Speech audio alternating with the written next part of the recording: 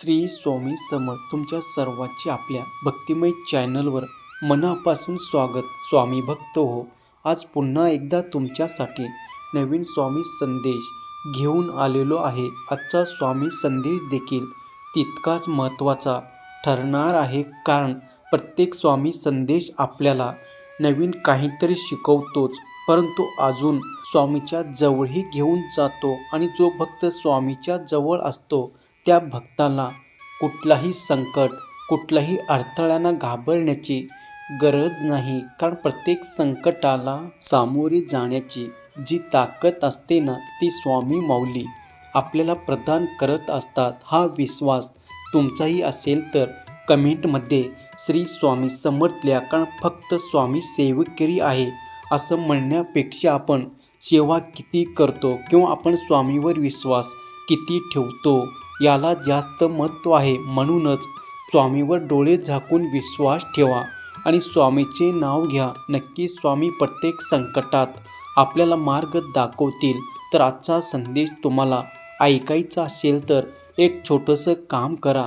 तुमच्या समोर 3 फूल दिसत आहे, त्यापैकी एक फूल तुम्हाला तुमच्यासाठी निवडायचं आहे आणि संदेश जाणून घ्यायचा आहे. तर बघा, तुम्ही तुमच्यासाठी फूल निवडला असेल असे मी आशा करतो आणि संदेश काय आहे ते सांगतो. स्वामी भक्त हो, ज्यांनी 2 नंबरचं फूल निवडलं आहे त्यांना स्वामी काय सांगतात ते बघूया. स्वामी महाराज अशा भक्तांना सांगतात, अरे सरून गेलेलं उगाळू नको, अरे सरून गेलेलं उगाळू नको. भविष्याची चिंता अति जास्त करू नको, भविष्याची चिंता अति जास्त करू नको. वर्तमानाचा मनसोक्त आनंद घे. स्वामी सेवेत तुझा हा ध्येय सदैव राहू दे.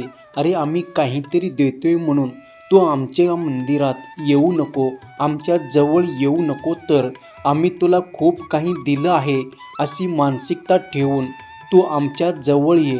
तुझ्या आयुष्यात सगळं चांगलं होणार आहे आणि अगदी सगळं तुझ्या मनासारखंच होणार आहे, एवढं मात्र खात्री बाळग. तू काळजी करू नकोस.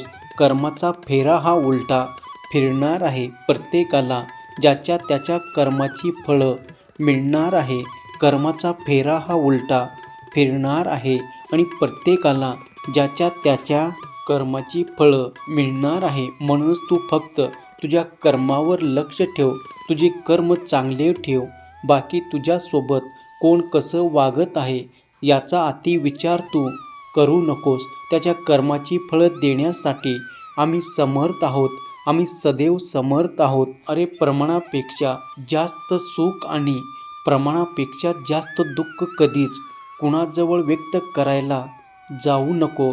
तुला जर तुझं सुख आणि तुला जर तुझं दुःख कोणाजवळ व्यक्त करायचं असेल तर तू ते आमच्या समोर व्यक्त कर, कारण आम्ही तुला चांगल्या पद्धतीने ओळखतो. पण हे जग मात्र तुझ्या सुखाला नजर लावेल आणि तुझ्या दुःखावर मीठ चोळेल.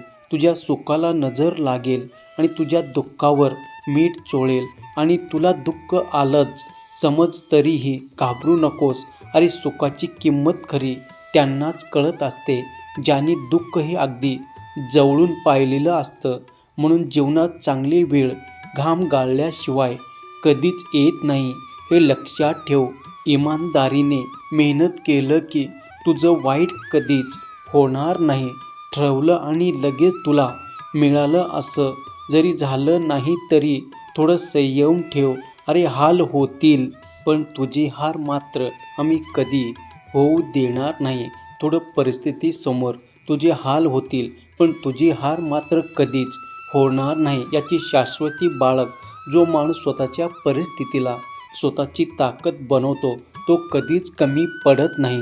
म्हणून तुला उशीर मिळेल पण सर्वोत्तम मिळेल, तुला उशीर मिळेल पण सर्वोत्तम मिळेल. काळजी करू नकोस, भिवू नकोस, मी सदैव तुझ्या पाठीशी आहे.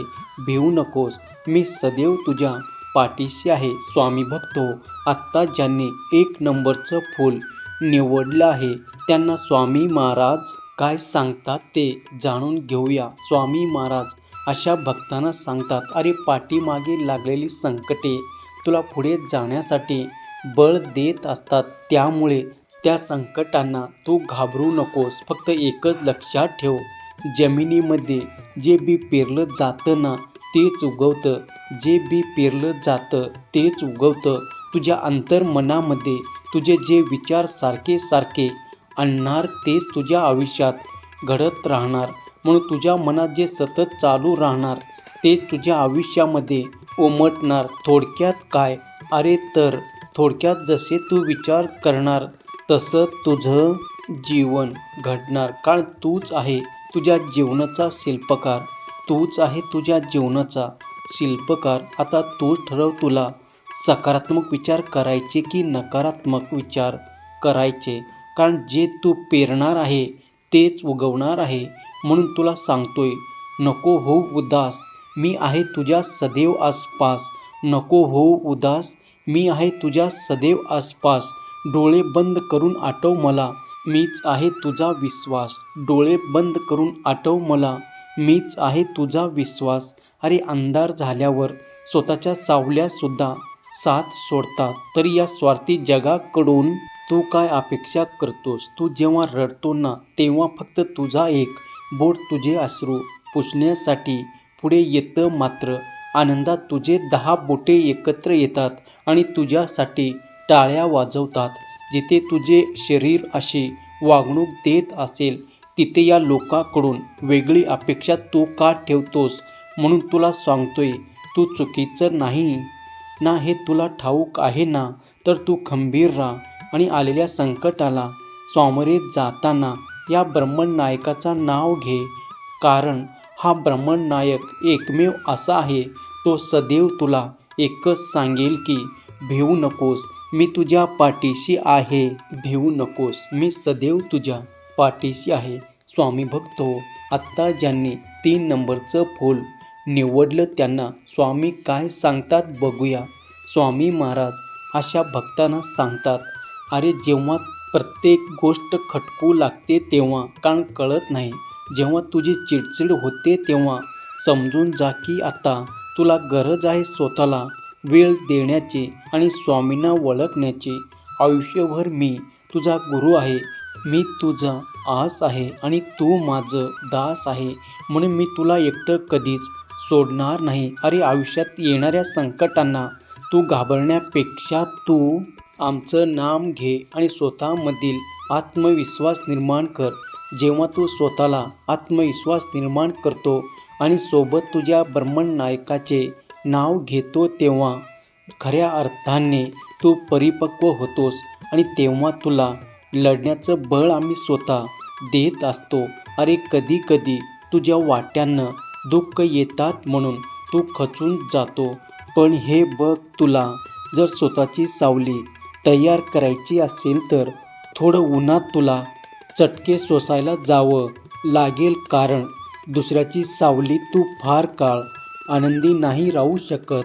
अरे जसं फुलाला फुलपाखराशिवाय करमत नाही तसं गुरुला शिष्याशिवाय करमत नाही. आम्हालाही तुझी आठवण येते, आम्हालाही तुझ्यासोबतची अपेक्षा असते. म्हणून तुला सांगते, तू आमचं भक्त आहे तर तू आमच्याकडे आमच्या जवळ मन मोकळं कर. आम्हाला अगदी हक्काने सगळं काही सांगावंसं वाटलं तर नक्कीच तू सगळं काही सांग. आमच्या जवळ रडावंसं वाटलं तर तू नक्कीच रड. आमच्यापासून उठताना फक्त तू हसत मुखाने उठावं एवढीच आमची इच्छा आहे. जेव्हा तू तुझे दुःख आमच्या समोर मांडतो तेव्हा तुझी सगळी दुःख आम्ही आमच्याकडे घेतो आणि तुला एक प्रकारचं आत्मविश्वास, एक प्रकारचं बळ, एक प्रकारची सकारात्मकता आम्ही तुला देतो आणि खऱ्या अर्थाने तू पुन्हा एकदा तुझ्या आयुष्याला हसत मुखाने सामोरे जातो. तुझ्या अश्रूची किंमत आम्ही जाणतो. अरे तुझे हे अश्रू प्रत्येकासमोर दाखवत जाऊ नको, नाहीतर या फसव्या जगात त्याची खिल्ली उडवल्याशिवाय राहणार नाही. या फसव्या जगात त्याची खिल्ली उडवल्याशिवाय राहणार नाही. म्हणून या फसव्या जगाशी नातं जोडण्यापेक्षा तू आमच्याशी नातं निर्माण कर. आणि जेव्हा तू आमच्याशी विश्वासाचं नातं निर्माण करतो तेव्हा आम्ही तुला एकच सांगतो, भिवू नकोस, मी तुझ्या पाठीशी आहे. भिवू नकोस, मी सदैव तुझ्या पाठीशी आहे. स्वामी भक्तो, आजचा स्वामी संदेश तुम्ही ऐकला असेल तर नक्कीच संदेश कसा वाटला हे कमेंट करून नक्कीच कळवा. त्यासोबत तुम्ही कुठला नंबरचा फूल निवडला होता हे देखील सांगा. पुन्हा भेटूया नवीन स्वामी संदेश घेऊन. तोपर्यंत स्वस्त राहा, मस्त राहा आणि आपले स्वामी संदेश ऐकत राहा. धन्यवाद.